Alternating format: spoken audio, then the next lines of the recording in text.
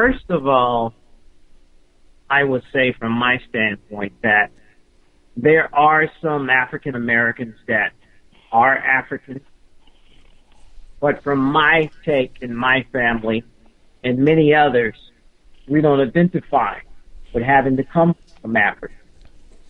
I have no ties to Africa, none whatsoever, with the past 13 generations that I can name on my mother and father's side, my ancestors. I can't find any African in that link back to that time. So having said that, no. But what most people don't understand is Native American slavery. And Native American slavery was 200 to 300 years ahead before the first African hit these shores. Most folks don't understand that because they're given the perception that Indian owned slaves, and they show you the Cherokees owning slaves. But what they don't say, one of the major Cherokee slave owners, John Ross, they said was 1/8 or 1/64 Cherokee. So if you ask me, if I calculate that up, that is a Caucasian. According to his history, he could not even speak Cherokee. So folks must understand the dynamics of Caucasians being assembled among tribes and leading these tribes, and they understand that from that standpoint. Now, let's deal with 1682, and I'm going to start in Virginia.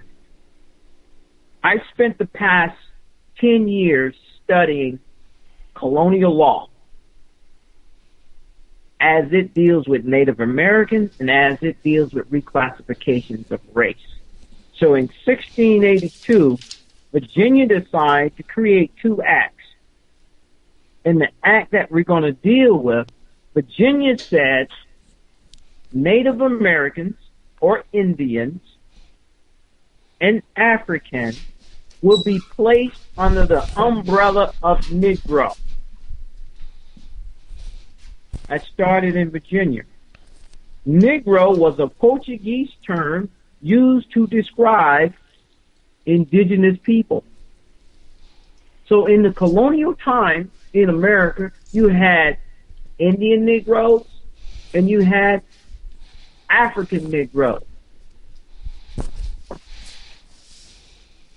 Now, South Carolina adapted that and came up with something called the Negro Law of South Carolina. If you go and Google the Negro Law of South Carolina, you will find this congressional record.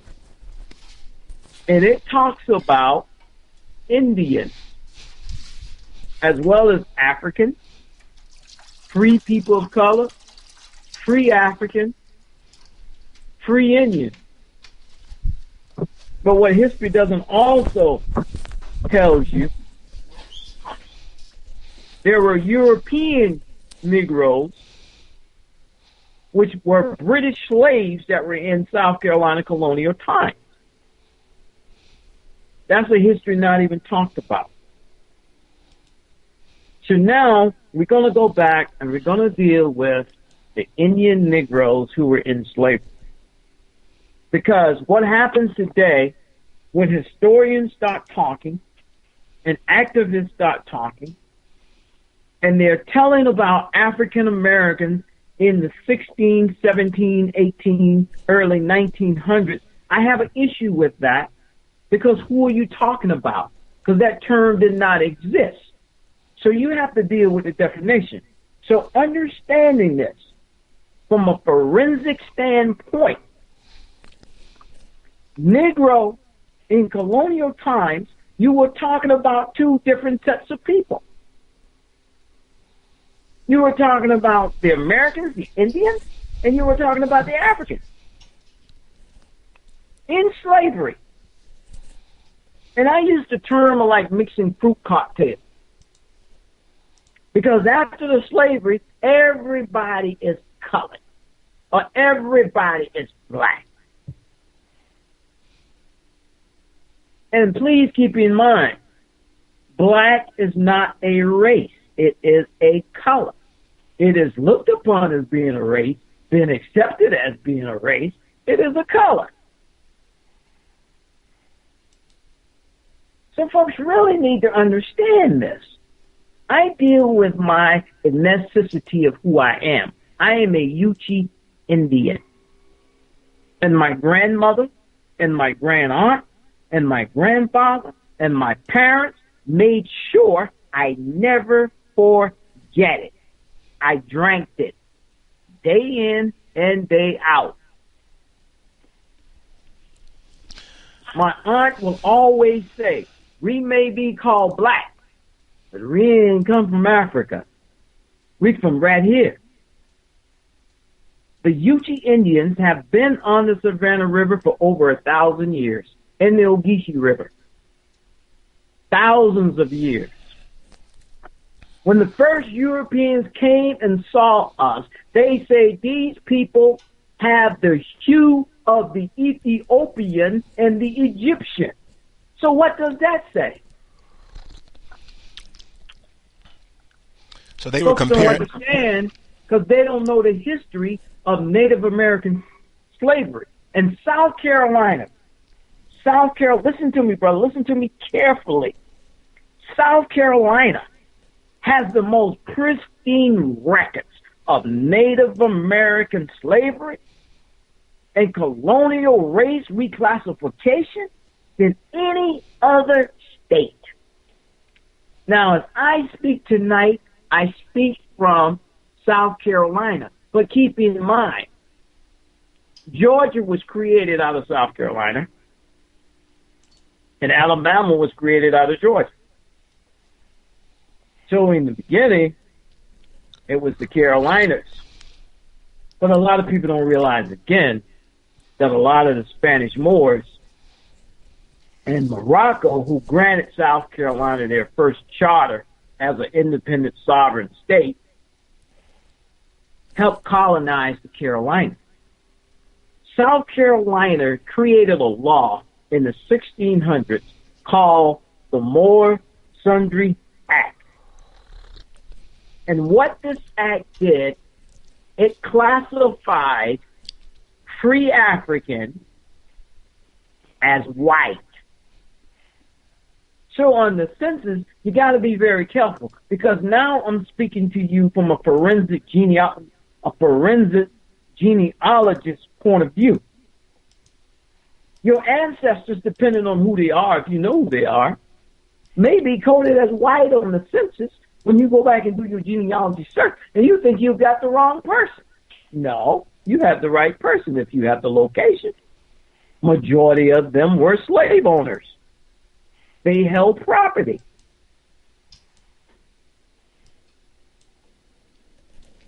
What are one of the ways, Alonzo? Is that a reverb on my end? Yeah, that's an echo. Let me cut the gain down. What about now? Hello? Yeah, that's better. Okay, Alonzo, why is this seems to be one of what you're talking about now seems to be one of the ways that there is so much confusion and animosity in the community by the way you're explaining it. Could that be the reason? We're not the same people. We never were the same people. We were all combined, those that were slaves, those that were not.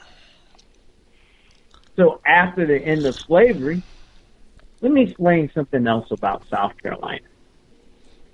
South Carolina, when they came in to enslave, they conquered entire villages. Villages might have 5,000, 10,000 people. Could be 40, 50, 60, maybe 100,000 acres. And those native villages became plantations. And those plantations today are townships and cities. In the early stage of Native American slavery, when they started bringing the Africans over, they didn't enslave them on the same plantation. That only happened at a different time. Native Americans enslaved the whole village. No one's going to run away. Now, what you got to understand, when you go do your research now, you have to look at what type of plantation this was. Was it a cotton plantation? Was it a rice plantation? Or a sugarcane plantation? 98% of your sugar plantations are your Native American slaves. Your cotton plantations are your African slaves. And your rice plantations. You have to investigate the plantation owner because they had to have permits. Did he have a permit to own Native American slaves? Did he have a permit to own African slaves? Or did he have a permit for British slaves? Scottish and your Irish. These things are very key. Now, South Carolina did a whole lot of domestic slave trading with Native Americans, which means many of your ancestors ended up into Jamaica, Barbados, Trinidad, and other places in the West Indies because that was a domestic trade. Well, you say, well, how is that a domestic trade and that's not part of the United States? I'm sorry, because in the 1600s, South Carolina had a governor named Governor Linton, Henry Linton. Henry Linton was the governor of Jamaica and South Carolina and governed certain parts of the Barbados because all of that was a part of the South Carolina province. That's why you won't find any slave trade direction coming from the United States going to the islands. It won't be on the transatlantic slave because it's domestic. So we have to understand that. So as you go do your genealogy search, that is very important. The other thing to keep in mind is to study the immigration maps. Where did the slave owner come from? Because in South Carolina had about 274 free African slave owners. So you have to understand, why wasn't this information given? You got to go back and look at Reconstruction. What were they trying to reconstruct? Then after Reconstruction, we get Jim Crow. We get laws that saying coloreds can't read, can't go to school, can't become policemen, can't be judges. Why? So you will go into the public records and find out that before the Civil War, your ancestors may have been landowners. Your ancestors may have been slave owners and not vice versa. Your ancestors may have fathered white children and they were the slave masters, beside it being vice versa. These are things folks need to be concerned about because the average genealogist don't teach this.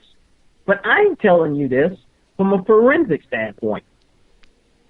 You look at your slave manifest. Your slave manifests are the logs.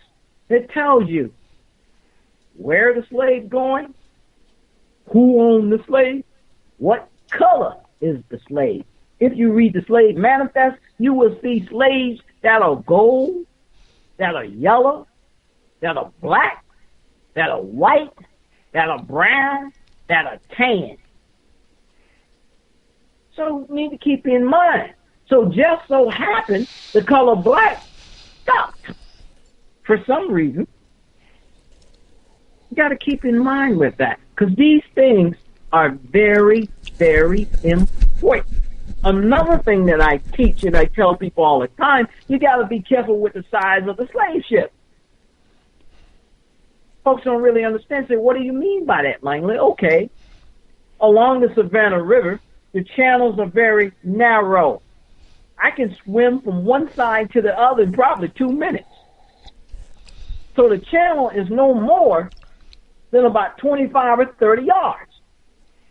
So you're not going to get no ship down there. You're going to get a boat because the draft is not going to carry it. And how many people on the little boat going down there? 25, 30 maybe? It wasn't no 200, 300, not in that area. So you have to question now, where did all these massive ships come from? Not mainland inside of America. No. May have been certain amount size of ships going to the Caribbean. No. It's impossible. These are facts because if you read the Slave Manifest, it tells you the capacity of the ships, the size of the ships. These things are very, very important. Of course, the cotton trade down in Buford, it tells you. And in Charleston, where are these slaves coming from? Why was cotton so important, Egyptian cotton? Because the Africans knew how to grow it. Wasn't for the Africans, wouldn't be no cotton here. So the British loved cotton. And there were 7 African nations that are listed in South Carolina congressional records that had to do with slavery and participated and sent their people over here as well as other tribes. And they sent people over here, these tribes who knew how to grow cotton, knew how to deal with iron, and very other tasks. These were specialists that they sent over here. You have to understand, slavery had nothing to do with black or white. It had to do with capitalism at that time. Jim Crow made it about black and white and racism. I checked the laws. I looked at the record to see how far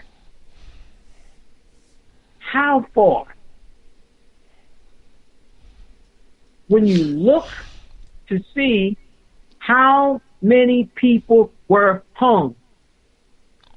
In slavery days, the numbers was very low because the slave was your property and they had to have insurance on slave and their cost. Your African slave was your Rolls Royce. But after slavery and in the years of Jim Crow, hanging and lynching, according to the records, expanded over 500 to 1,000%, depending on where you are. They wasn't trying to kill their slaves. So I have to question certain parts of roots and certain events that happened, because from a scientific perspective and what's in the colonial records, certain events didn't take place. Yes, slavery happened. It did.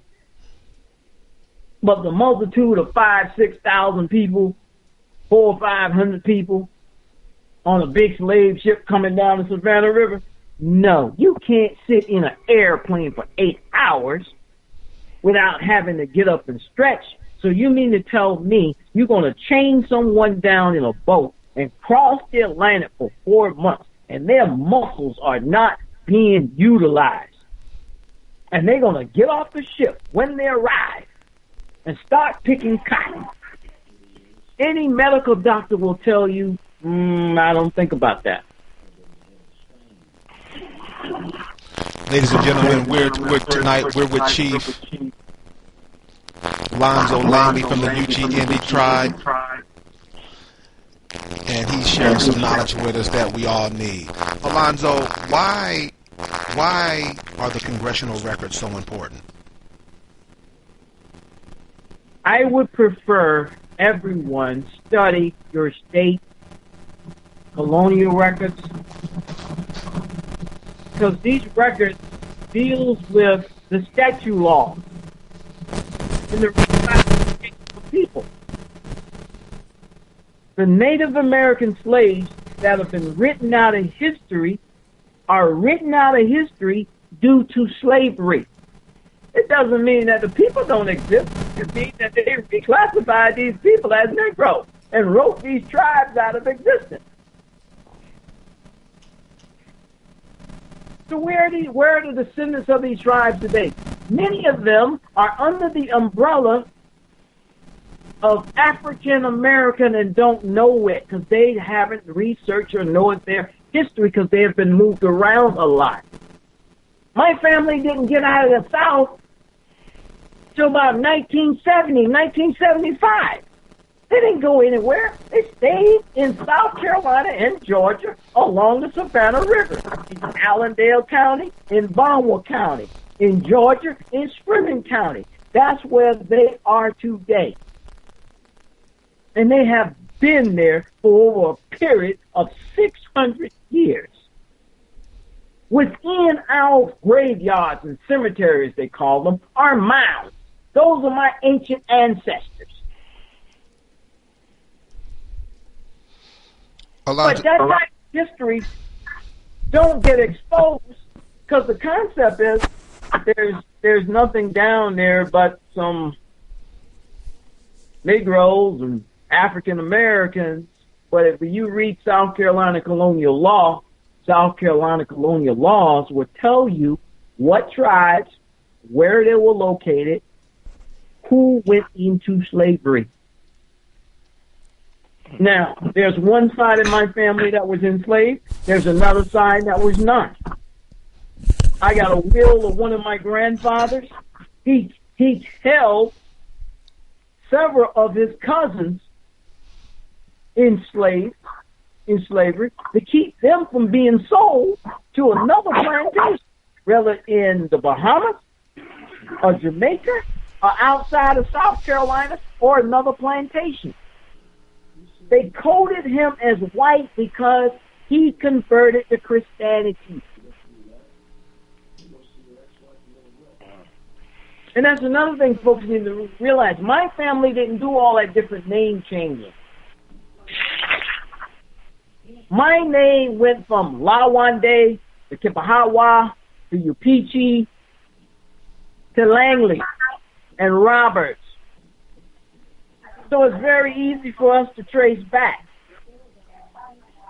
Because if I look at old colonial maps and land deeds, the original name of my ancestors is on there before they took on a Christian name. Now, I don't see my family as an isolated incident. I see my family as knowing who we were and didn't move around a lot.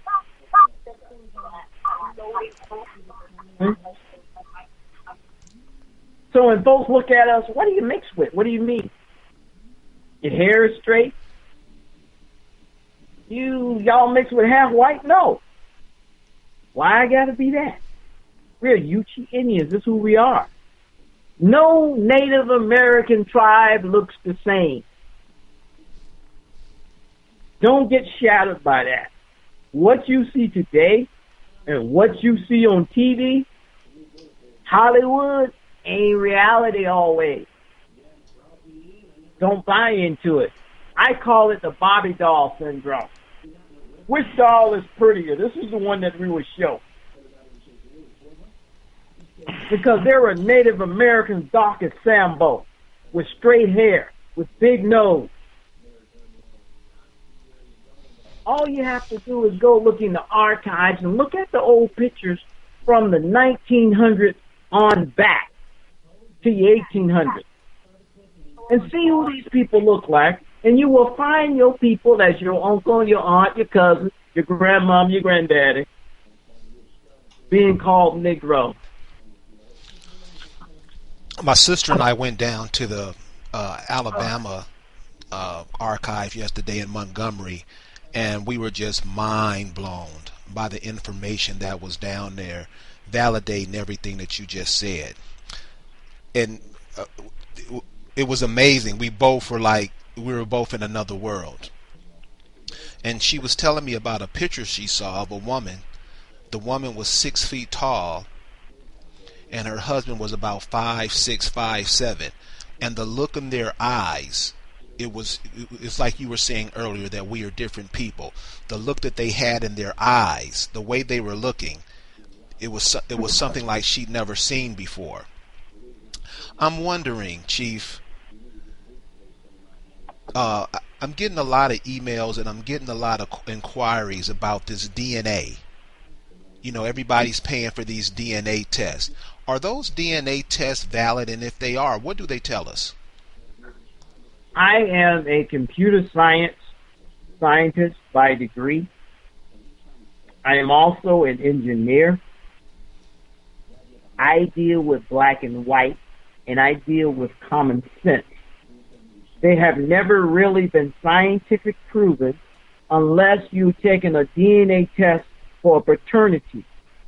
So if you want to take a DNA test and go dig up the oldest ancestor you have in your church or your family cemetery, by all means go take a DNA test. Because you're doing it with your relatives. How is it possible for native people who converted to Christianity or took European names, where are these surnames based upon? Because it's European. I have a question. I have a serious problem with it. Oh, sure, you'll be genetic cousins, but you're not blood cousins. Yes, they improvement. How is DNA going to tell me who my relative was 10,000 years ago? It's not a scientific fact. It's a guess, like Einstein's theory of relativity. It's never been proven. They take it to be fact. But you have people out there that live and die by DNA. I don't believe in it. I don't need it. I will never take one. Why should I take one if I can go back to 1725? Documentation on my family. I can go back another 60 years with oral stories. I'm not going to take one. I think it's laziness when people get into it. And what people really need to do, your ancestors, your great-grandma or your great-aunt or great-grandpa left you something. And when he said, my mother was an Indian, my daddy was an Indian, so what does make you think that you're not an Indian? The blood just died out and disappeared with you? This is how colonial law has come into play. Everyone needs to go research the census of 1930. Take my word for it. Go read it. Well, what will we find in the census of 1930? Race classification that is biased. And what I mean by that, if your mother was an Indian and your father was black, you were black. But if your mother was white and your father was an Indian, or vice versa, you were Indian or you were white. Any drop of black blood they claim made you black. But I'm going to say this, and I'm going to say it very carefully. Black is a color, not a necessity. So what most people don't understand, by not studying the racial laws, when those folks came out slavery to everybody under the umbrella of Negro, you don't know what your ancestors are, so you have to go by your oral stories or do some detective work by becoming a forensic genealogist and dissect the situation. How do you dissect it? I said it about 20 minutes ago. Learn the plantation.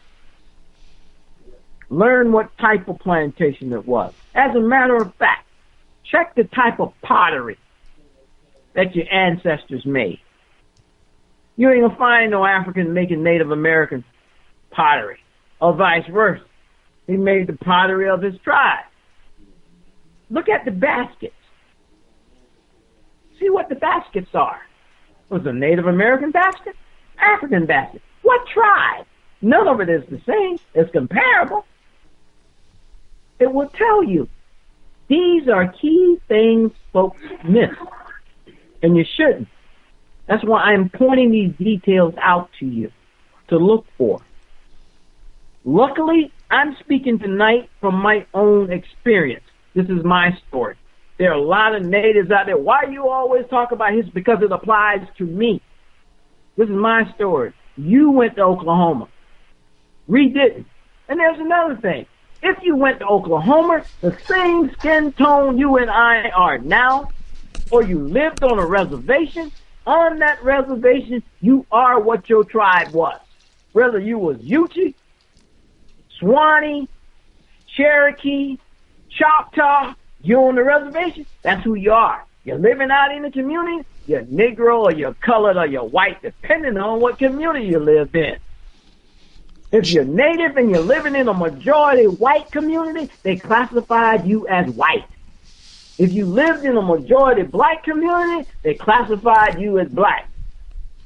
These are things folks are not understanding, but when you go back and look at the census enumerators, it tells you this. The best thing everybody can do that's listening to me right now is study the history of the census.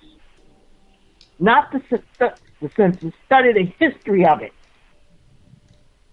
And when you study the history of it, go and look at the state and local statute codes of laws that govern race. Because if you find a community with 500 musties or 500 mulattoes, what do you mean by musty? Musty is what they call a Native American mixed with an African. That offspring is a musty. If an Indian is mixed with white, they called them mulatto back then. These are different words and phrases they're playing with. Folks don't understand it. Chief, what was the purpose of marching people to Oklahoma? Land, bottom line. And let me tell you something. There are more resistance with going to Oklahoma than the books really want to tell. The Seminoles fought a 50-year war. If you read Jackson's diary, I love to read diaries of these people. And Jackson's diary was the Seminole War, his classification of that, and said, oh my Lord, this is a Negro war. That's in his diary. So we have to understand something here. Let's take the term maroon. Black and red equal maroon.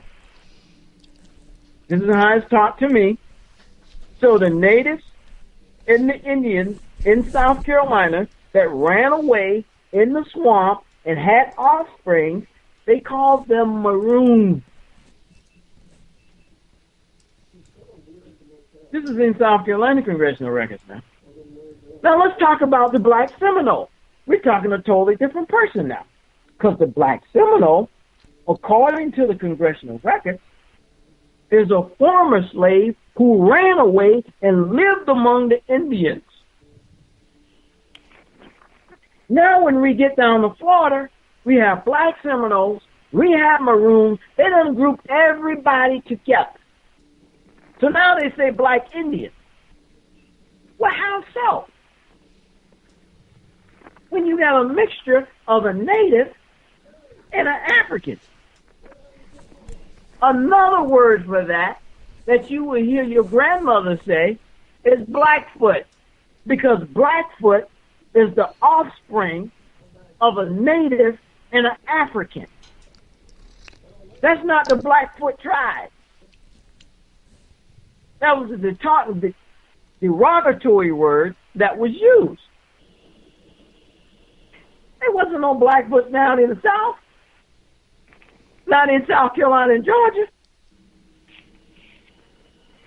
So your parents could be right, and your parents are right saying they're native, but they're wrong by saying Blackfoot and Cherokee because these tribes wasn't in the area. So you have that right. So what do you have to do now to clear the situation?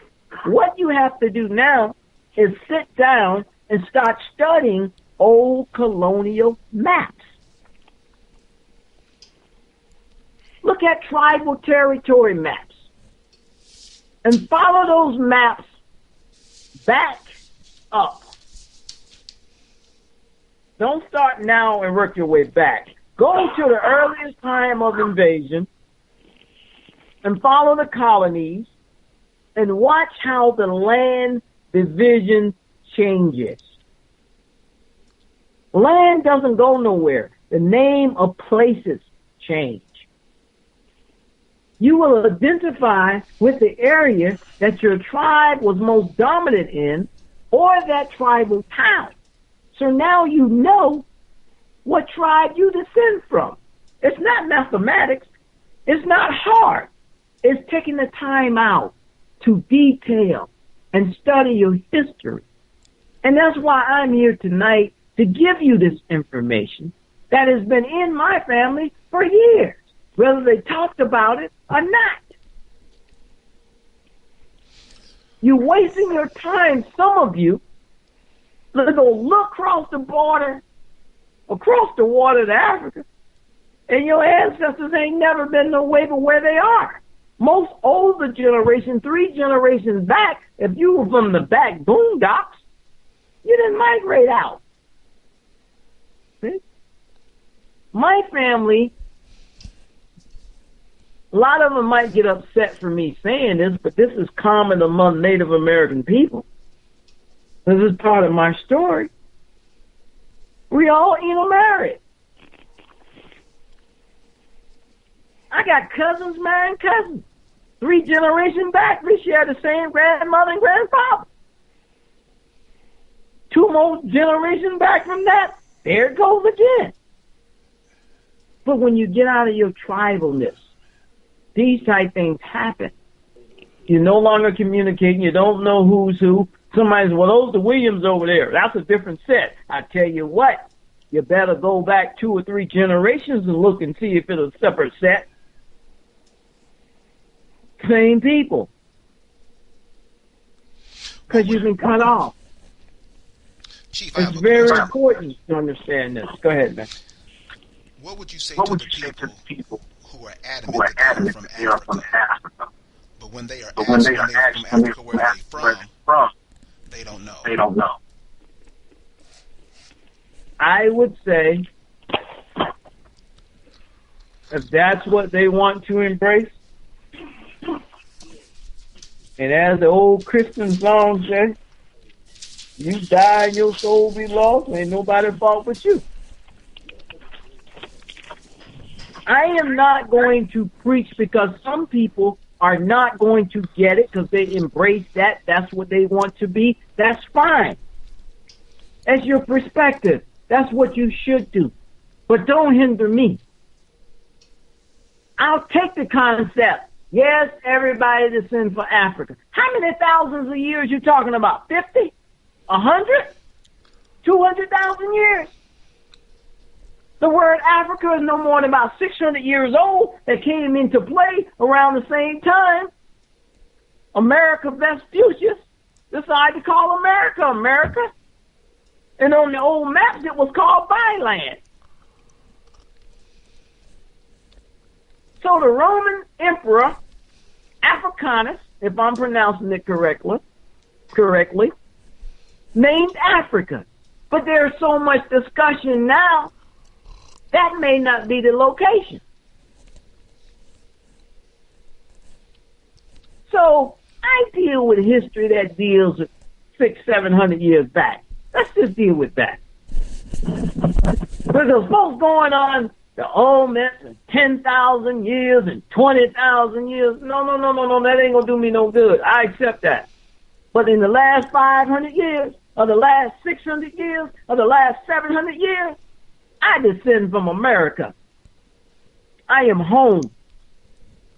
I went to Africa one time on a mission with the Army Corps of Engineers. I was working on a telehealth project. We stopped in Singapore. We was traveling to Singapore because we had to go to Asia. And I'm sitting in the lobby. And I walked up, and this African said to me, "Cotton picker maybe, African absolutely not."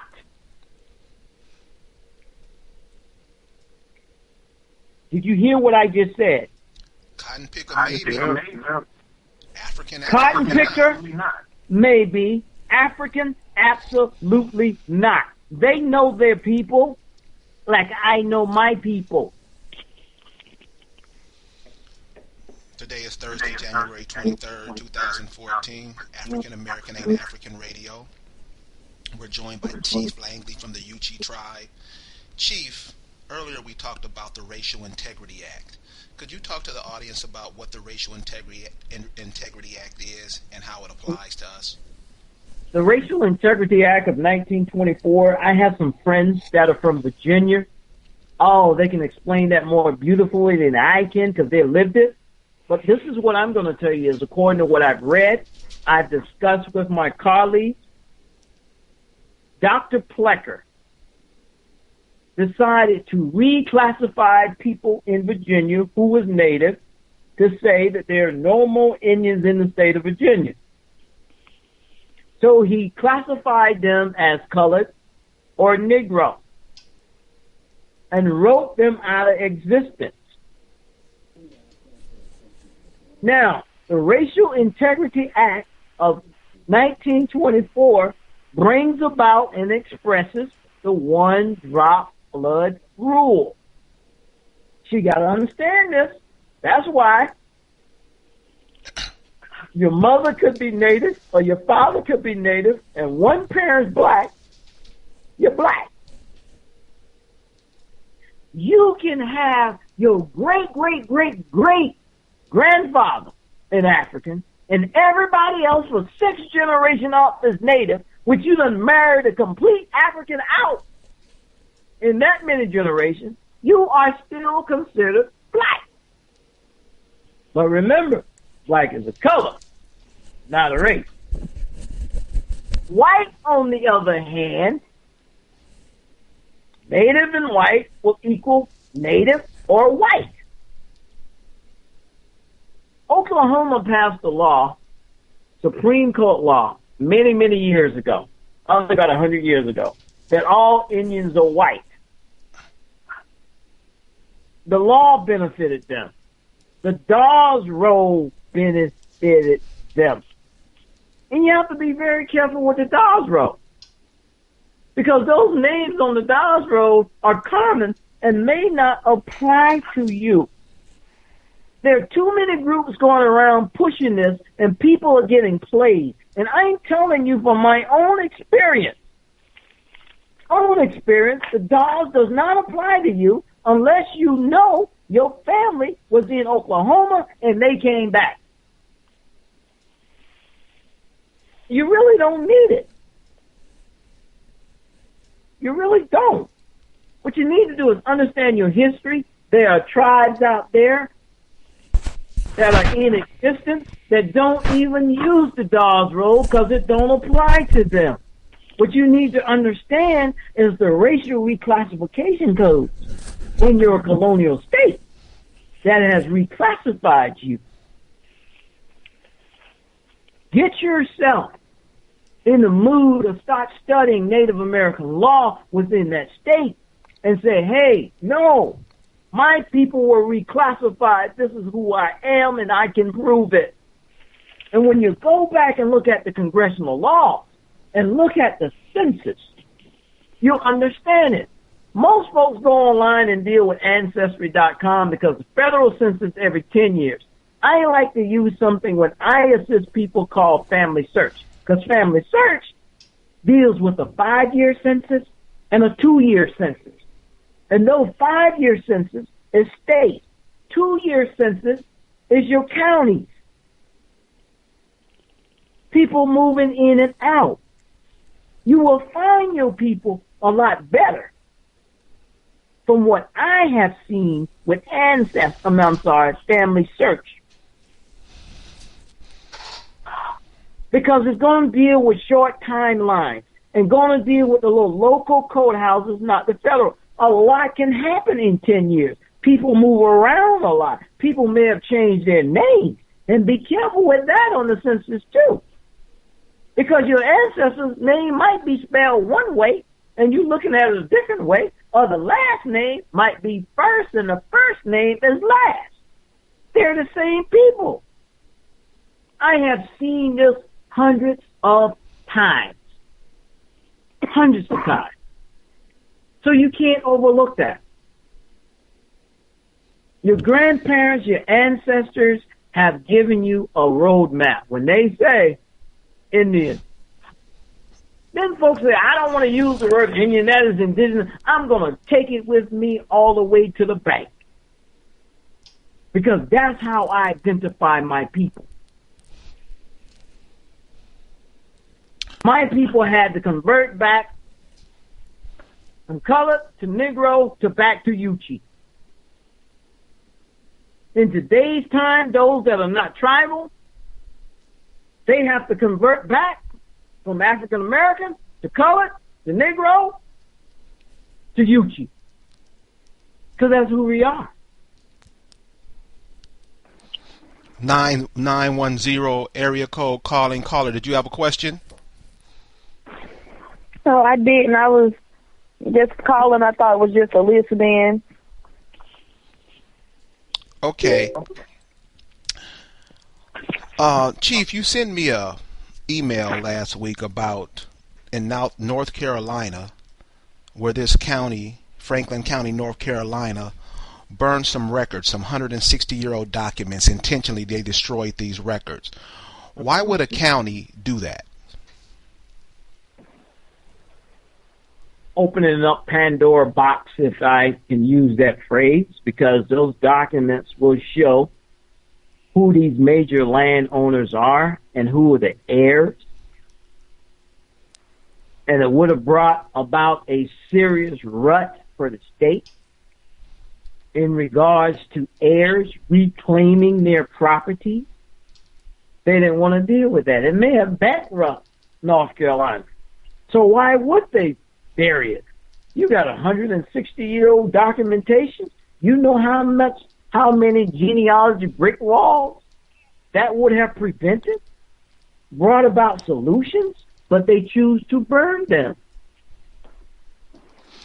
Well, Chief, the question I have is, with us claiming that we're Africans, with us claiming that we're Moors, with us claiming that we're Hebrew Israelite, with us claiming that we're Muslim, doesn't those claims that we make on all these other nations around the world, doesn't that make what is ours here, doesn't that nullify that? I'm going to take one of those that you used, and I'm going to deal with it, and that is the Moor. And the reason I'm going to address the Moors is from a South Carolina congressional perspective and relationships that South Carolina had with Morocco.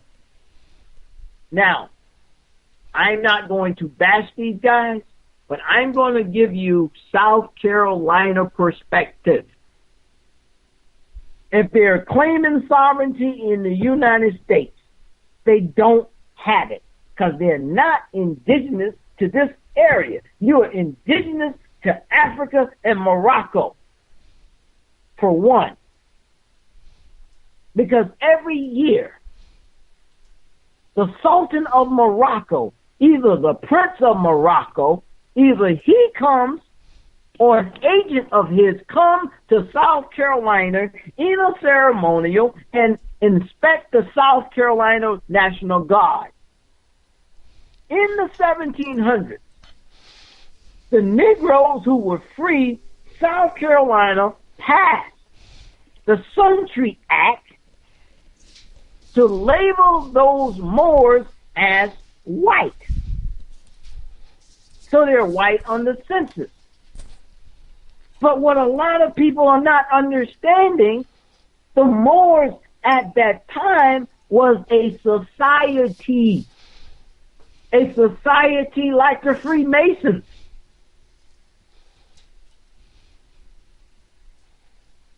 To be honest with you, a lot of Masonic stuff come from the Moors, but that's another conversation to have. They're not sovereign. Not here. Then why are they constantly going to jail? Morocco doesn't recognize them. What those cats need to do is go stop reading some of these books and go look into the colonial laws that identify who the Moors are in South Carolina. Now, why is South Carolina... Go ahead. Chief, why is South Carolina so important to what you're talking about? What makes South Carolina the leading... Because the Carolinas were colonized by the Moors in the early days. That's another big part of history. Study the Spanish Moors. The Moors' conquest of North America. Read that book. And go to South Carolina and look at the Moors from the congressional record. Look at the state papers on the Moors. That's why. A lot of the Moors, especially the Spanish Moors, invaded this continent with Columbus and also De Soto. De Soto had Spanish Africans with him on his Native American raids. Go read the book of Chesto Menendez. You think it's Spanish, but if you go and read it, you will find out he was a Spanish African. He was a Moor. I'm not friends with the Moors from that perspective. I know their history. You came in raping and enslaving Native American people in South Carolina. It's in the congressional records. They need to check their history on that. Well, I ain't never read it. Well, go read South Carolina congressional records. There's a reason why, a very good reason why, South Carolina decided to classify Negroes who were slave owners as Moors and give them the status of being white. It is public information. You have a lot of these cats take information and then put their own spin on it. That's very dangerous.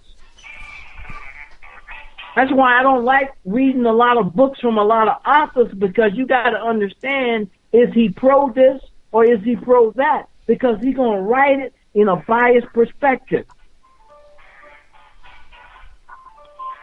Do you understand what I'm saying? I understand exactly what you're saying. Those cats have no sovereignty here in America.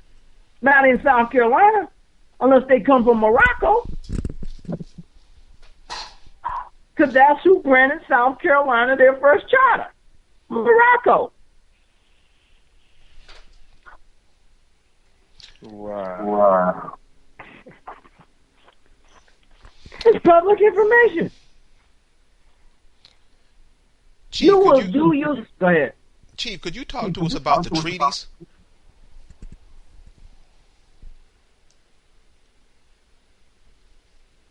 There's a treaty of 1866. Now, the treaty of 1866 talk about Negroes. Now, what I want everyone to understand, in 1866, that was after the Indian removal, and the removal was between 1832 and 1836. So the 1866 treaty, which deals with the 5 civilized tribes and the freemen. But check this out. It was an African Creek chief, Kowtow, that initiated this treaty for the Creeks. A month ago, I had dinner in California with his 9th generation grandson. Perryman. Like Perryman kept his history, I have my history. We had a meeting up the creek in the UT in California. It was a wonderful 2 hours. That doesn't apply unless you know your family was in Oklahoma and they came back. So having to jump on that wagon and say the 1866 treaty applied to me and you haven't been tribal. Well, if you were tribal and came back, yes, you need to be looking at the Freedmen Bureau of those 13 colonies, of those southern states, that deals with that 40 acres and a mule that was lost. You need to deal with the defranchised people. Who are these defranchised people?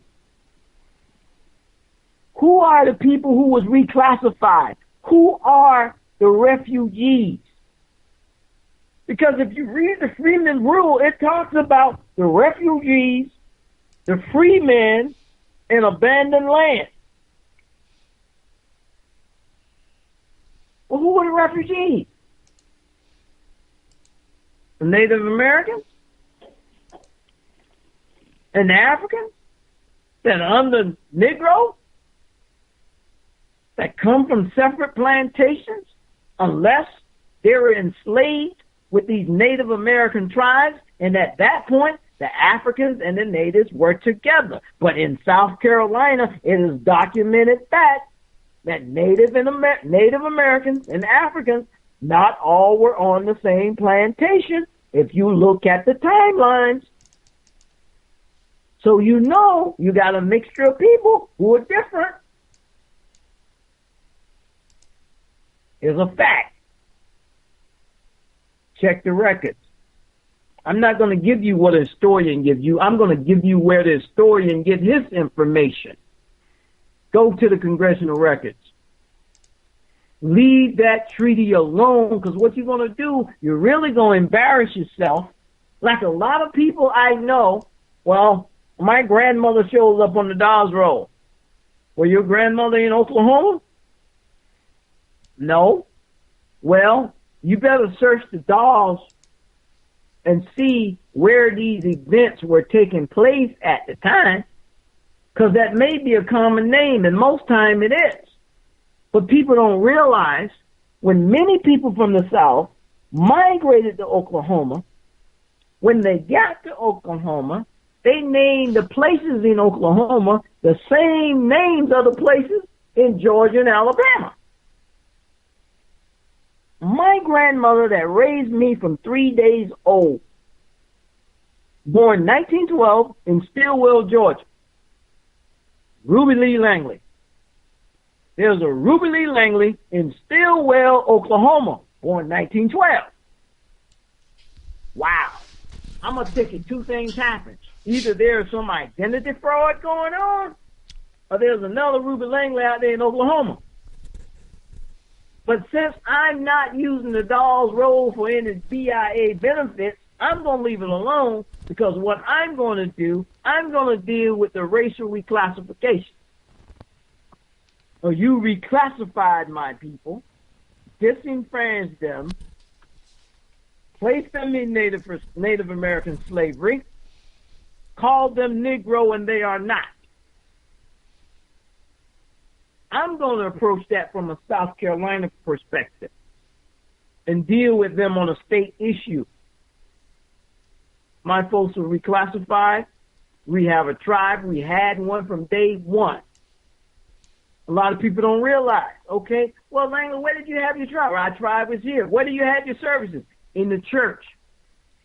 Because when South Carolina and Georgia and many other southern states decided that there were no more Indian people in the state, and they called them colored, these tribes, these clans had their meetings in the churches. So a chief became a deacon or officer in the church. sometimes the preacher, but most times the medicine man became the preacher.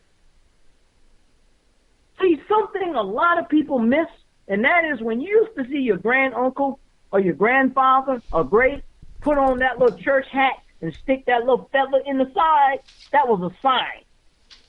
That was his chief hat. That's a part of history that's overlooked, and many of y'all in the black community can relate to seeing that. Because that's what my ancestors did. Daddy always, this is my chief hat. Why is he wearing the feather? Symbolic. This is common, but folks don't know the history. Chief, you talked about earlier. You were talking earlier about the AME Church. Could you let the audience in on that, please? Oh yeah, we can go dig in that one. That's my baby. Oh man. Oh yes. There was a church in Scriven County, Georgia, Asbury, named after Francis Asbury. Francis Asbury was a disciple of John Wesley. John Wesley brought Methodism to Georgia and to the United States. Francis Asbury would ride through Indian country, converting Native Americans to Christianity. As a result of that, we have the Colored Methodist Church. But a lot of people don't realize the Colored Methodist Church was the Indian church. Then you had the White Methodist Church. Then you had the African Church. So when South Carolina and Georgia decided there are no more Indians in the state, the Indians had to make a choice. Either they were going to consolidate with the White Methodists or consolidate with the African Methodists. So a lot of the natives identified with the Free Africans and joined the African Methodist Church. So Asbury AME Church in Sylvania, Georgia, that my family has been going to since the beginning of time because my ancestors helped establish that church. And it became from Asbury Colored Church to Asbury AME Church. Now, Richard Allen in Philadelphia, in Delaware, in Maryland, is credited to starting the AME Church. But what folks need to understand, and I ain't taking nothing from Richard Allen, he was a disciple of Francis Asbury that gave them the Episcopal Charter. But Richard Allen, according to his diaries, he never traveled south because he feared he would be put in slavery. But according to documents that I've read, even his mother was Native American. Don't quote me on it. That's what I've read. So a lot of the traditions, I give you a tradition. Homecoming, Harvest Day, that's Green Corn Festival. If you go to Asbury, you'll see folks doing the Holy Ghost dance, and look at some of the tribes in Oklahoma, you will think they're doing the Ghost dance. Why is that? Because there were Native American people in Asbury that brought those traditions inside of the church. And when we couldn't practice it outwardly, they were practiced inside of the church. So the church became an institution to keep the tribe alive and going. That is a fact. Anybody else tell you otherwise, they don't know the history or they're trying to disregard it. But they cannot tell me about Asbury AME Church in Sylvania, Georgia. One of the things that we hear about in the community, or that's very relevant in the community when talking about the females, are what are called red bone. Could you tell us about what a red bone is? There was a tribe up in North Carolina of mixed race people. There's a congressional book out on Native Americans of Native Americans of North Carolina. Excellent book. It was written back in the 1800s. If you don't have it, I will send you the link. And it talks about the characteristics of the red bone, which were mixed race people of Native, African, and white. They called them red bones. They are known today as a tribe called the Shura. Some are called Lumbee. Many of the red bones were sent to Louisiana according to the domestic migrations from South Carolina to Louisiana. That's where the term red bone comes from. They didn't just pick that out. That was a tribe. Well, enough of them, they decided to start calling folks red bone. You see them all the time. Me and you grew up with that. That's a red bone. Tribes that are written out of history are people who descend from slavery. Their descendants are still here. They may not assemble as a tribe anymore, but those descendants are here because they wrote them out of history. But as soon as people identify who they are, they need to go back into their tribes. Area code 225. Did you have a question for the chief? Actually, I'm just calling in, just listening in and trying to, I guess, just get more education or just learn and see what you guys are talking about. I was referred by Dr. Leonora Netley in Baton Rouge, Louisiana. Okay, so what are you thinking about what you're hearing so far? I actually just called in and I haven't heard anything. So I've only been on for not even a minute, just 40-something seconds. Any other callers waiting on hold? Did anybody have any questions of what you heard about so far? I'm on the line, Kerry. Tennille. Tennille, did you have any questions? Not at this time. Okay, Chief, what information do you see at this time that is viable that the African American community knows at this time? Can you repeat that question or rephrase it? Because I'm not understanding what exactly. As you look around America, as you look around the communities and what's going on in America, I'm talking about from all four corners of America, what is the most important thing that the people who call themselves African Americans, what is the most important thing that they need to know? Or how would you tell them to search their families? How would they go about that? First of all, I would say go to your state archives and start studying the congressional laws which govern race of that state in colonial times. South Carolina has the Negro Law. Virginia has the Racial Integrity Law, Racial Integrity Act. I am quite sure other states did exactly the same thing and may have patterned their laws and their statute laws after Virginia or South Carolina. But there's a fascinating thing about Virginia that's rarely told that I found in the Virginia to the southern states migration. Virginia had, in 1690, they expelled 60,000 free Africans. Those free Africans in Virginia went south. Many of them ended up in North Carolina, South Carolina, and Georgia. Mainly the Carolinas, because it is known the Carolinas was colonized by the Moors. And at that time,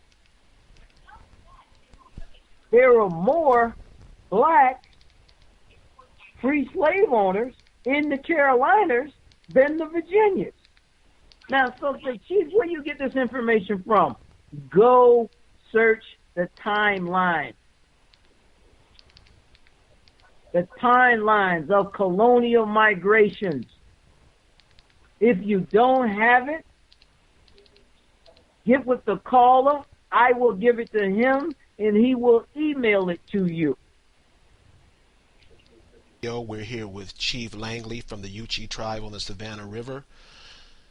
Chief, talk to us about the male warrior. What is the purpose of the male warrior, and how could he be utilized, and how could he be a force to reckon with in America today? Learn his history. Learn the knowledge of self. Whether he be African or whether he be Indian, learn who you are. And respect your ancestors by knowing who they were, because the name that you carry them. They're in your DNA. They're in your blood. This is a spiritual journey. They're ancestors of mine. I never met one day in my life, but I saw them transform themselves in the form of a ghostly image, in the spirit to me. This is a spiritual walk. Hello? Yes, caller, you had a question? Yeah, I do. Go ahead. Okay, my question is, I actually have two questions. The first question is that, is the chief aware of the particular tribes that were in Robeson County during the 1750 census? Which particular tribes, if he's aware, in North Carolina during the 1750 census there? People who are listening online, people who are calling in to Skype listening online, could you cut down your noise in the background, please? Okay. Thank you. Hold on.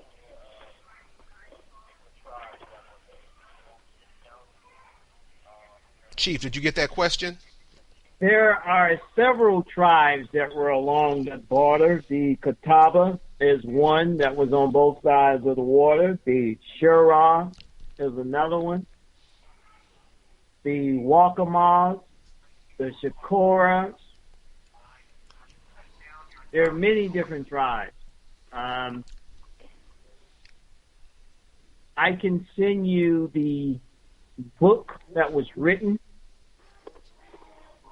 in the early, after the Yamasee War.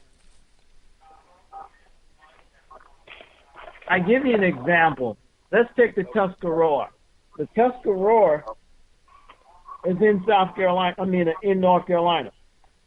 But a lot of folks don't know, when you go search the ancient records, the Tuscarora is listed in Beaufort, South Carolina. So you have a lot of migration of tribes due to Native American slavery and due to the planters and very other colonial people coming in, pushing the tribes north or pushing the tribes south. But I do have access to that information, and I can send that information to you. I know I'm familiar more with tribes in South Carolina or Low Country, because I tend to stick within the rim of my area when it comes to identifying tribes.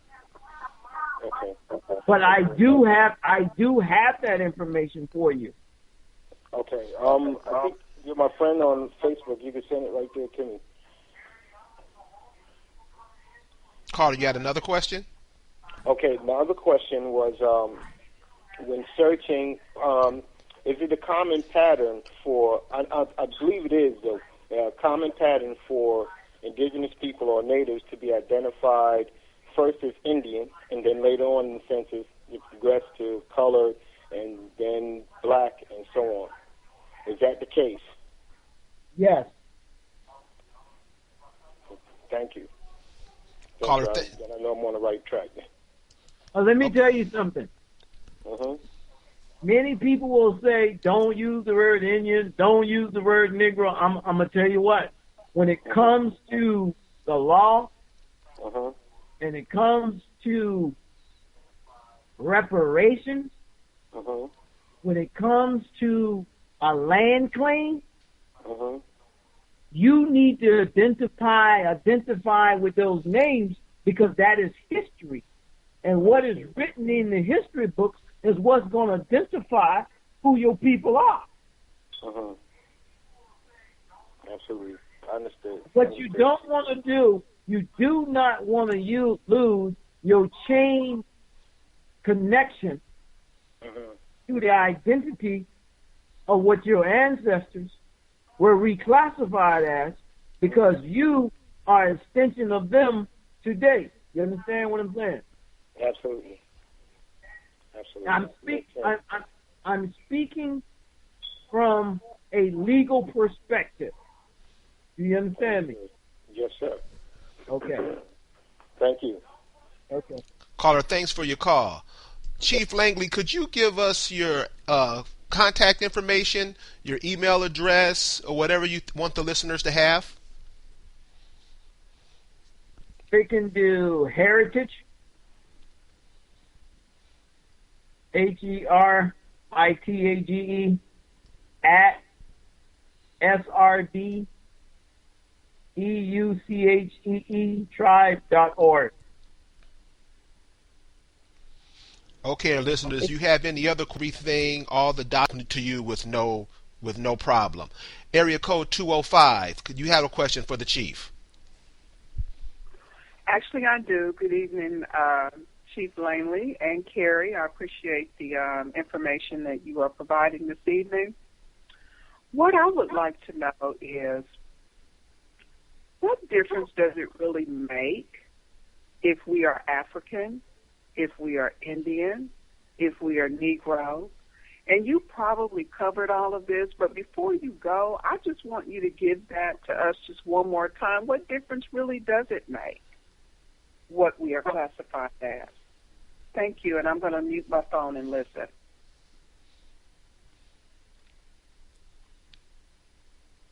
I'm going to answer that question.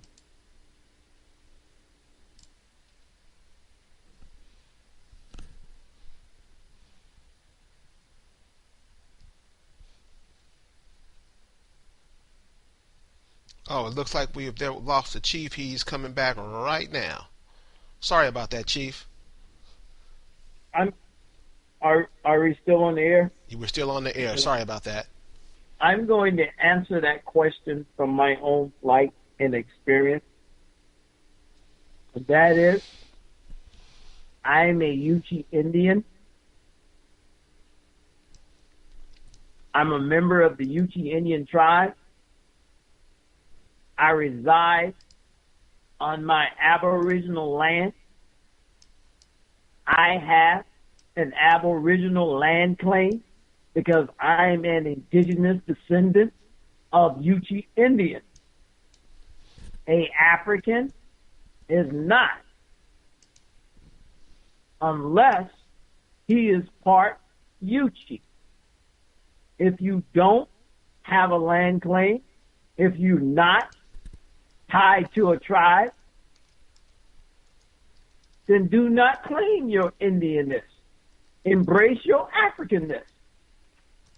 But do not walk in a Native American meeting claiming you are Native American wearing a daisheki. So it's a choice.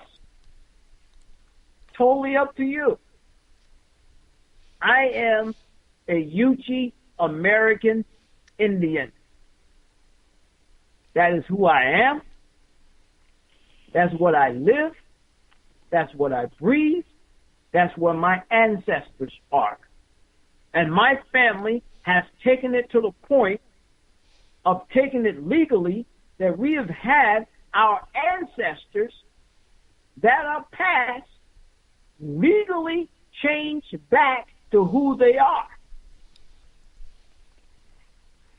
So their deaths and their birth certificates have been amended. Some of them have been amended without having an amended code on it. That Chief, what is Chief, what is an amended code?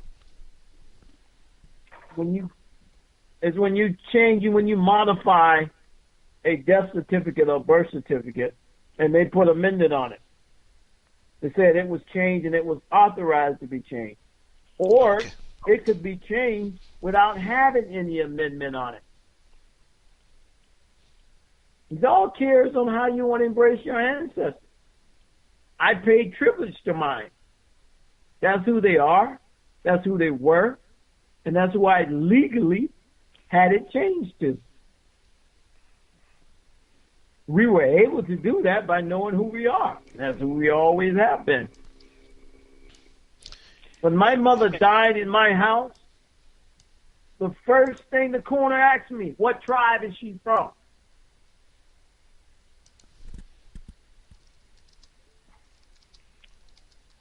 Any other callers on hold, or do you have any questions for the chief? Hey, could I add on to that? Yes, sir, Rick. Yeah, to add on to what he was saying to the lady, here's another thing. If you can't trace your ancestry back to Africa, and they send you back to Africa, where you gonna go? I mean, you should have, if you can't trace your ancestry back there, you shouldn't even be thinking about that. And a question that I have for the chief is, there's a lot of people out there, that are trying to find their ancestry and all these things and look at all these so-called treaties and all these things. Are there any, code words in these treaties that would, let us know, or in these documents that let us know that they're exactly talking about us?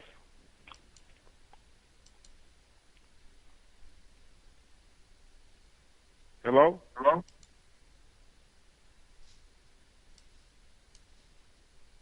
Chief, Hello? Chief, did you get that question? What was the question? Rick, can you ask it again? Oh, I was saying, a lot of the people out there listening, they're trying to, trying to find their heritage, and they're trying to look into all these treaties, and they probably get mixed up with a lot of the things that they're looking for. Are there any code words or things that we should be looking for in these particular documents that would let us know that they're definitely talking about us? Let me say this. Those of us that didn't migrate to Oklahoma or any other place out west, there were treaties that were signed prior. And according to your state, those treaties may still be in effect. According to your state's constitution. Some states are still aligned with constitutions during the British era. It all depends. Some folks in Oklahoma will say that don't apply. They are in Oklahoma.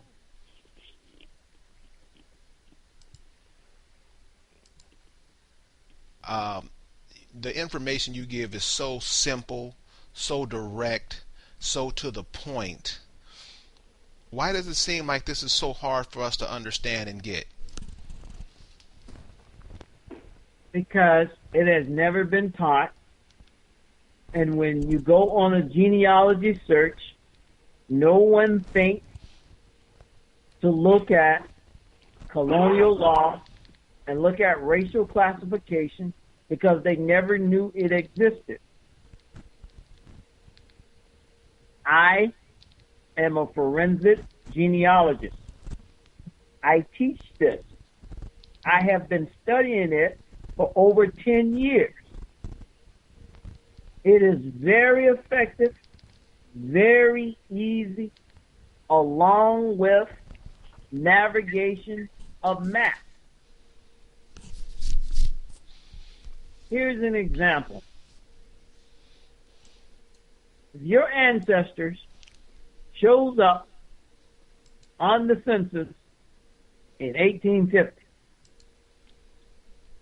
that tells you right now your ancestor wasn't enslaved.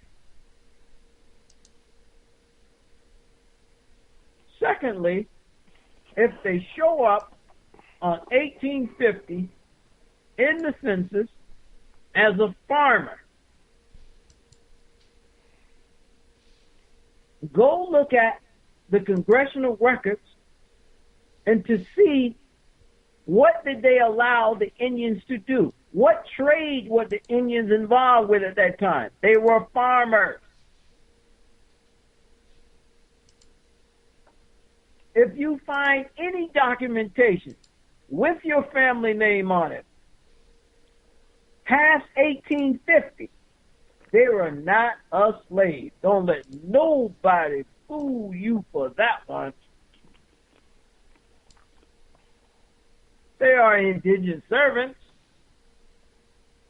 That means there were Africans that came over.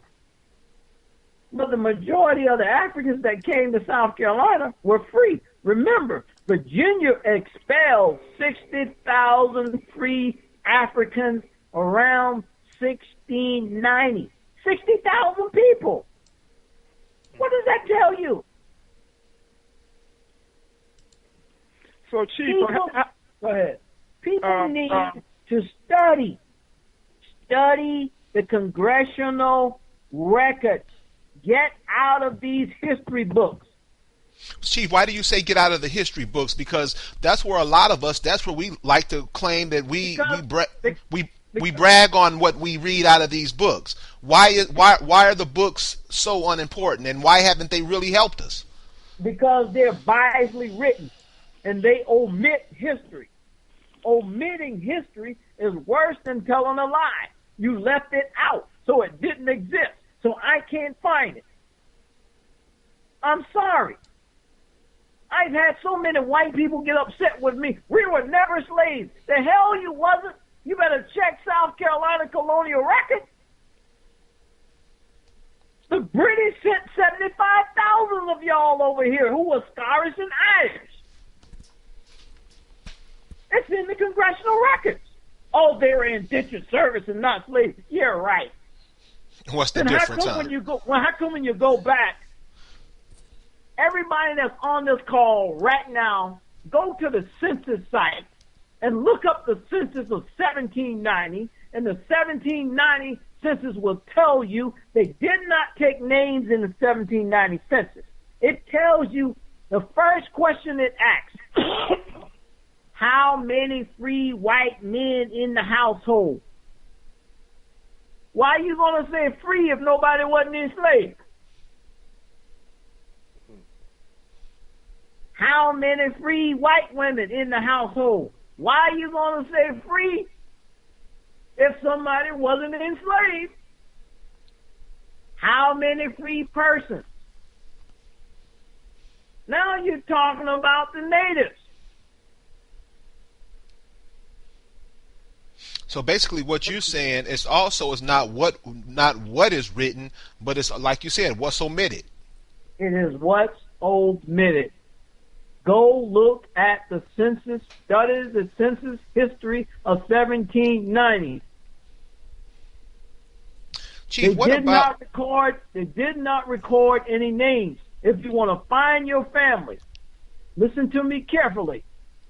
If you want to find your family beyond 1790. You have to search land deeds, land boundary grants, land warrants. You will find your people. They're there, owning land. So it's not as far fetched it's not as far fetched, because I think a lot of us, that's why we go straight to Africa, because I know my grandmother and grandfather never Africa, they would look at you like you was crazy. So doing what you just said, that would show a lot of us that that isn't the case.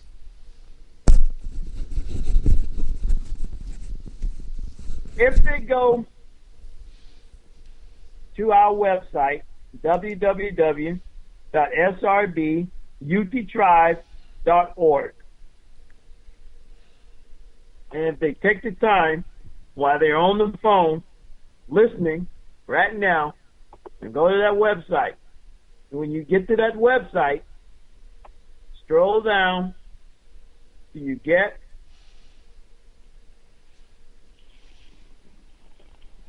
to the United States Census number 44 that says from 1850 to 1930, select that. When you select that, there's an icon that says 1850. Click on the 1850 icon. 1860 census is going to come up. Scroll down to the bottom, there's 1790. Click on 1790. 1790 says this is the history of the United States Census.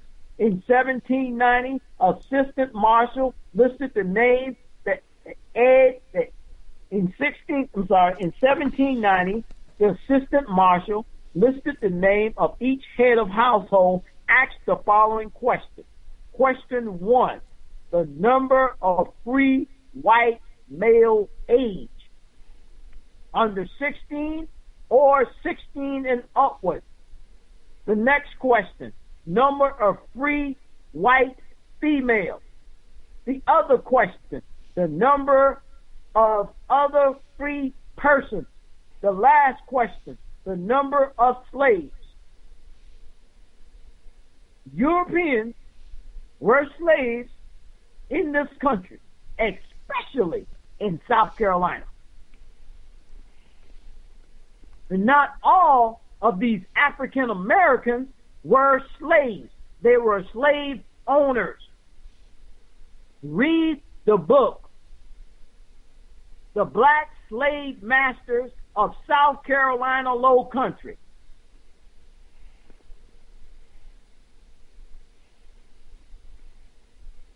Rick, did you have a question? No, not right now.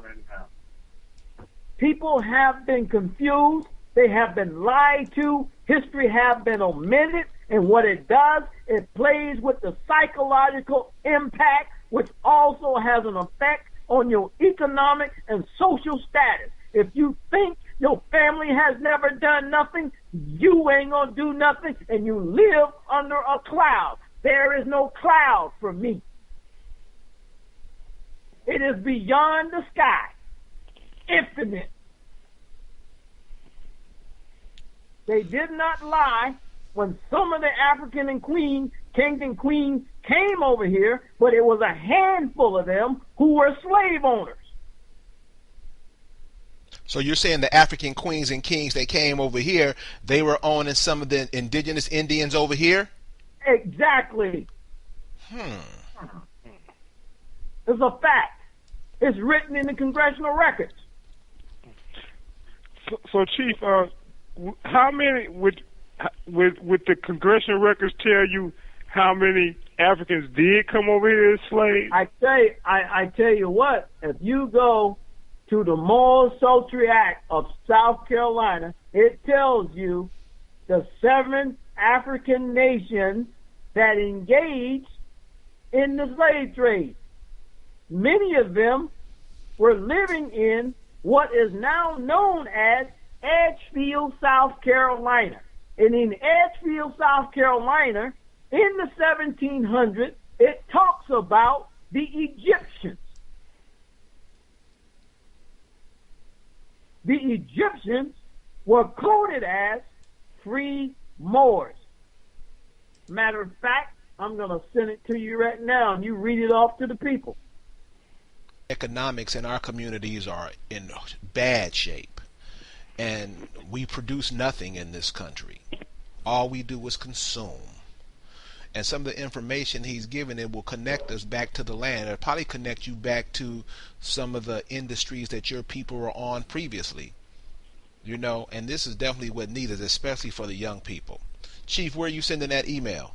I mean, that link. Actually, I'm giving it to you. See, can you get a couple of calls? Give me about 2 minutes to locate this one. Okay. People waiting on the line who are listening, do you have any questions for the chief?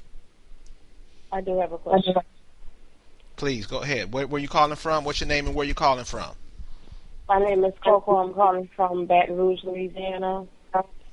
I have a two-part question. My first question is, I heard him mention that I can go to the archives building to research my history of being in Louisiana. If you have any knowledge, where can I go to find out exactly more about my history? I do know that for a fact that I have Indian in my blood, and as well as Creole in my blood, just by seeing past family members and stuff like that.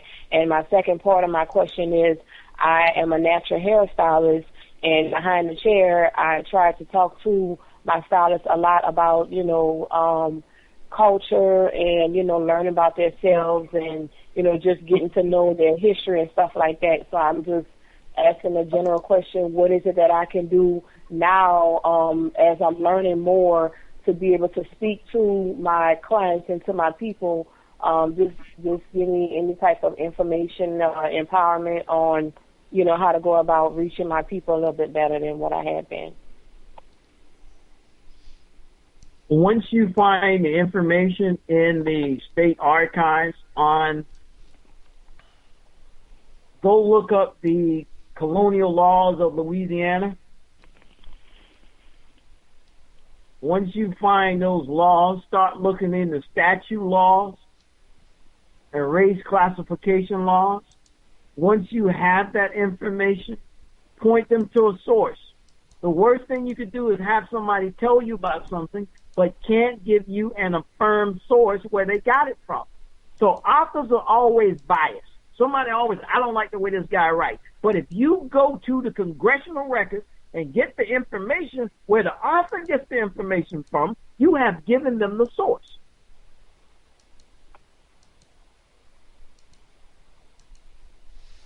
Caller, you had a two-part question, right? Yeah, the second part was, I think he kind of basically hit both questions. Once I go to the state archives and look up the statute laws and reclassification, that'll give me a little bit better insight on how I can go about continue doing what I do as a natural hairstylist and trying to reach my people, talking to them. So if I'm not mistaken, I think you did answer the question, unless you have something else you would like to add to it. We have Heritage Club meetings, and we have them on Tuesday night and sometimes Saturday mornings. And what we do, we teach the history. We also provide assistance with tracing your ancestry. You come to a couple of meetings, join, you will have access to genealogists, tribal genealogists. You will have access to forensics genealogists. You will have access to historians, anthropologists, archaeologists. We have all of them that are aligned with us, that will help you. It's not going to cost you $200. It's not going to cost you $100. We charge $25 a year for our membership. We will help you.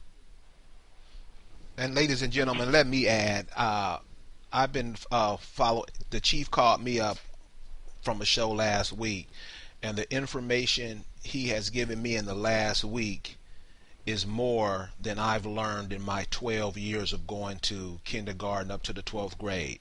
The information is easy to read, it's easy to find. He will walk you through it, and after reading a tenth of what he sent you, you will be looking at yourself in a whole different way. So please contact them. Chief, can you give your email and information again? Now, is this what you want me to read? The black slave holders, free blacks?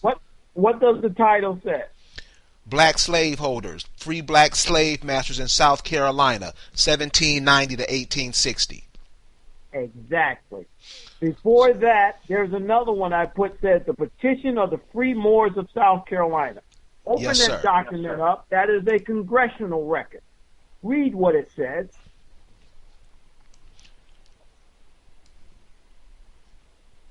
Do you want me to read the highlighted area? Once you open the document up, it says South Carolina State Records, the State Records of South Carolina, Journals of the House of Representatives. This is where they need to go in their particular state to get this information. Oh, okay. Oh, the State Records of South Carolina. So what do you want me to read? Scroll down where it says 20 January 1790, page 363. By order of the House, Jacob Reed, Speaker, ordered that the message be sent to the Senate and that Mr. Hugh Rutledge and Mr. Dees do carry the same.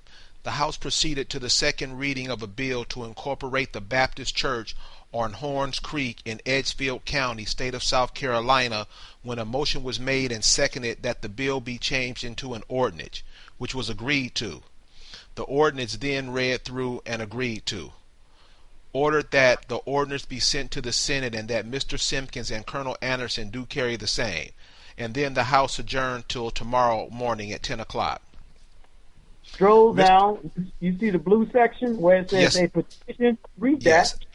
A petition was presented to the House from sundry free Moors, subjects of the Emperor of Morocco, and residents in this state, praying that in case they should commit any fault amenable to be brought to justice, that they as subjects to a prince in alliance with the United States of America may be tried under the same laws as the citizens of the state would be liable to be tried, and not under the Negro Act, which was received and read.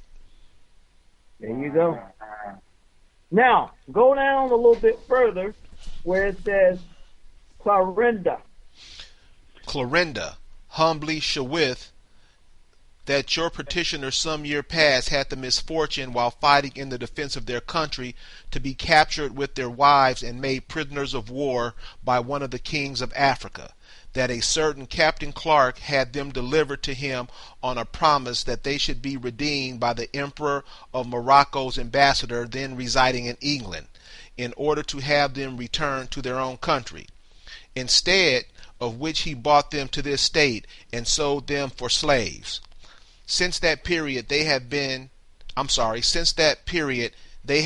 the greatest industry been enabled to purchase their freedom from their respective masters, and now prayeth your honorable House that as freeborn subjects of a prince now in alliance with these United States, that they be not considered as subjects of this state now in force, called the Negro Law. So they don't want to be subject to the Negro Law. But if they should unfortunately be guilty of any crime or misdemeanor against the laws of the land, that they may have a just trial by a lawful jury, and your petitioner as in duty bound with every prey. Ordered that they be referred to a committee. The following gentlemen were accordingly appointed: Mr. Justice Grimke, General Pinckney, and Edward Rutledge. There you go. So they okay, that just separates the two right there. They gave them a status of white. This is common not only in South Carolina, it's common throughout the South. So your relatives may be classified as white, but they're not if you descend from some of these Africans that they call free Moors. This is the only law that these Moors run around here talk about, the Sundry Act of 1790, and you see this law was implemented in South Carolina. So when they call them the Sundry Free Moors, what does that mean? They're not slaves. So the brothers that are walking around and calling themselves Moors, this is who they are then. That's what they want to claim they are, but you see those Moors descend from Morocco. Right. So they are not indigenous to here, because a lot of them, they call themselves the Washita Moors, the blah blah blee Moors. So they really not are indigenous. They're just trying to what? Well, you see what it just said, right? Right. Now I'm going to send you something else to prove blacks were slave owners. Read this document that I just put in your Facebook. Another one from the archives. Read this petition. Petition details? Yeah, read that. And people are listening. If you're on Facebook, you can documents and I'll send them right to you. This is petition details. South Carolina, Charleston. You want me to start where? At the abstract? Salutation. To the Honorable William James, Waddy Thompson, Henry William DeSar, Theodore Galliard, and Thomas Waddles, Judge of the Court of Equity in the state, James Dobin. Filing date, January 25th, 1814. Ending date, January 25th, 1814. Abstract. Go ahead. Samuel Holman, a free man of color, asks that Anthony Chenette, his attorney and agent, account for the action while Holman was in Africa. Holman states that Chenette charged him $8,236 for sundry supplies of the domestic kind in 1805, having no suspicion then that the sum was incorrect and unjust. He executed the said Chenette a mortgage of 42 Negroes. In the fall of 1805, Holman entered into agreement with Frederick Tavel for a joint voyage to the coast of Africa, with Tavel advancing the necessary funds for the trip. To secure his debt to Tavel, Holman executed a simple indemnity bond for $12,000 that was secured by the same 42 Negroes already mentioned as having been mortgaged to Anthony Chenette. Prior to his voyage, Holman appointed Chenette his agent to transact his business during his absence. Charging that Chenette illegally seized and sold certain slaves, Holman avers that he has applied. Holman avers that he has applied to the said Anthony as his agent to make out a full and fair statement of all his transactions as his attorney during his absence. But the said Chenette hath hereto wholly refused and keeps your orator totally ignorant of the state of his property and funds in his hands. He therefore prays that Chenette be ordered to answer his charges and that he be decreed to deliver up to him the bond and mortgage. Holman also prays that the defendants not be allowed to molest, seize, carry away, sell, or otherwise dispose of any of the Negroes mentioned. He said bond and answer his charges that he be decreed to deliver up that was the end of it. Holman also prays that the defendants not be allowed to molest, seize, carry away, sell, or otherwise dispose of any of the Negroes mentioned in said bond and mortgage. Result, partially granted. Now, does this look like all Negroes, all Africans in South Carolina were enslaved? Sure don't. Many of these African Americans who choose to be African Americans, your African ancestors were slave owners in South Carolina. This is just one case. After the Civil War, laws were created called Jim Crow that stripped people of their property. Therefore, making the offspring think they never owned anything. That is the reason for Sherman going through the South, burning everything. Then they're going to reconstruct.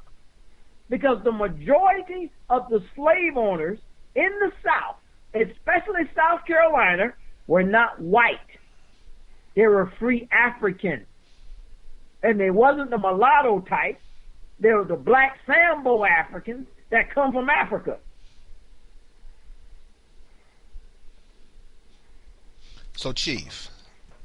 Slavery had nothing to do with color in the beginning. It dealt with capitalism.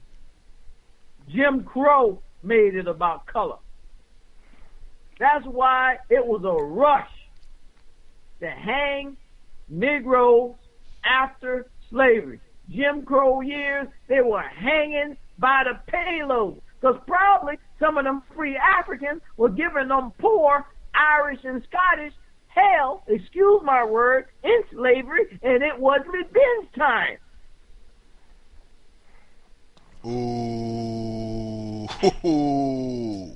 You know, like he's saying it, go read the history of the congressional records. And as a Native American and an American Indian, I'm going to tell it on the black Africans just like I'm going to tell it on the white Irish and the German. You came here among my people. Wow. So Chief. Yes. So basically, what you saying, the story roots, that was fabricated, more to bring more confusion into the table, right? Let me tell you what I had an ignorant brother said to me. Listen to me carefully, and audience, listen very carefully. This shows the ignorance in things. The brother said to me he was related to Jane Pittman. I said to him, Jane Pittman's story is fiction. She never existed. How are you related to Miss Jane Pittman? And that's a fictional character. How do your roots tie to her? She never existed. I thought she did.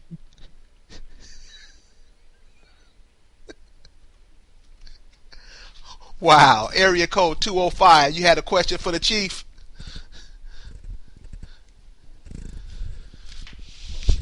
No, I didn't have a question. I got knocked offline, so I wanted to call in so that I can continue to listen. Okay.